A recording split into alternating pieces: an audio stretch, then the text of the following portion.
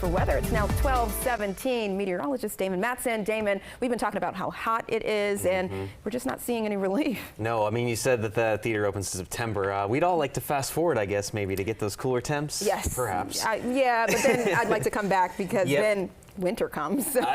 It's the double-edged sword, right? We don't want to wish away the summer, but this right here is not fun. And we're continuing to deal with it. A hazy view of the Washington Monument. It's another hot afternoon in the DMV. And unfortunately, we still have a little ways to go before these temperatures do dial back a little bit. Here we have those readings right now, 90s already spreading out across the entire region. The DC Metro is at 91. That's a popular number out toward Leesburg and Manassas as well. A few spots already hotter than that, Waldorf and Frederick, and then you have the upper 80s as you drift across much of northern Virginia, south of I-66 and west of I-81 there into the mountains. Dew point numbers, no surprise here. They continue to stay extremely high in the 70s, and that is what is leading to that feels like temperature climbing already into the triple digits, if not the upper 90s. And it's only noon, folks. By the time we hit 5 p.m. during the peak of that heating,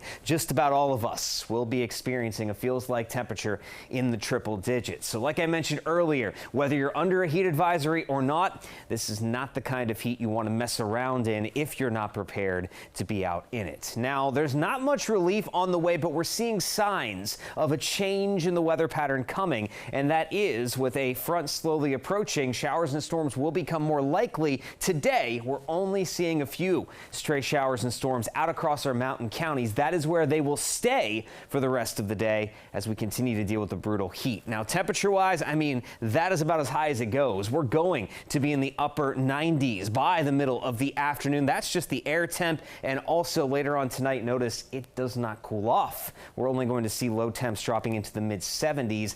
And that is a part of this whole setup that it wears on you over time, folks. We don't experience much cool air even at night. And there you go. Later this afternoon, as we're experiencing those upper 90s, there's where that heat index is going to sit. Now in DC, we are going to flirt with 105 as that feels like temperature. That's the threshold for seeing heat advisories issued in the city. So again, we're going to be right up against it there. But regardless if there's a heat advisory or not, it's still going to be brutally hot and humid. And unfortunately, we will continue to deal with the heat straight into the evening time. We finally see that heat index drop below 100 by 8 p.m. and then we're right back at it again on Wednesday. And as a matter of fact, I think this heat index is being underdone by our graphic here. I expect tomorrow to see most of the area 104 to 109 by the middle of the afternoon on Wednesday, and that's going to lead to more widespread heat advisories. Now, in that stifling setup, we are expecting a few more showers and storms, but still mainly those will be out across the mountains on Wednesday.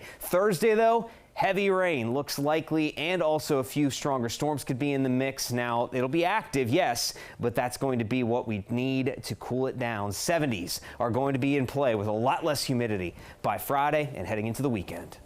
Oh.